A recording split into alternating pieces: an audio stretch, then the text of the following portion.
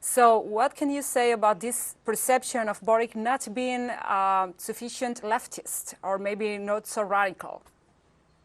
Yeah, I think tonight, first and foremost, for the Chilean people, they're in the streets of Santiago and across the country in celebration mode. Any popular front victory, Apruebo Dignidad and their coalition members have the right to celebrate tonight a victory over fascism and over imperialism's man in Santiago, which would have been cast.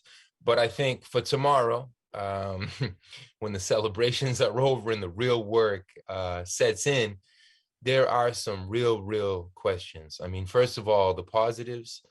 Gabriel Boric comes out of the student movement, very youthful. He speaks to the youth of Chile in the continent.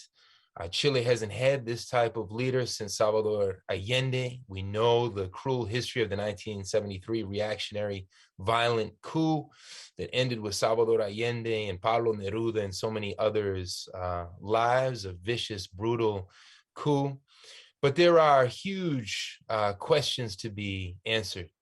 Oftentimes, it's easy to glorify historically the Ernesto Che Guevaras and socialism of the past, but what about the socialism of today, the Bolivarian socialism of Venezuela, of Bolivia, of Cuba, of Nicaragua, and what we see right now playing out in Peru, where there's a Pedro Castillo in the executive, but there's a right wing that controls the fourth estate, the media, and that controls parliament. They've done everything so that Pedro Castillo cannot even have progressive anti-imperialist ministers. I think Honduras is another example. This will play out with Xiomara Castro.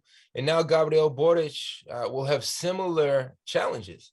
One of the most important things that the Boric's, Xiomara Castros, and Pedro Castillos can do is to open up full, Alberto Fernandez in Argentina as well, is open up full economic, diplomatic, and political pathways with the blockaded, besieged countries for full Latin American continental integration.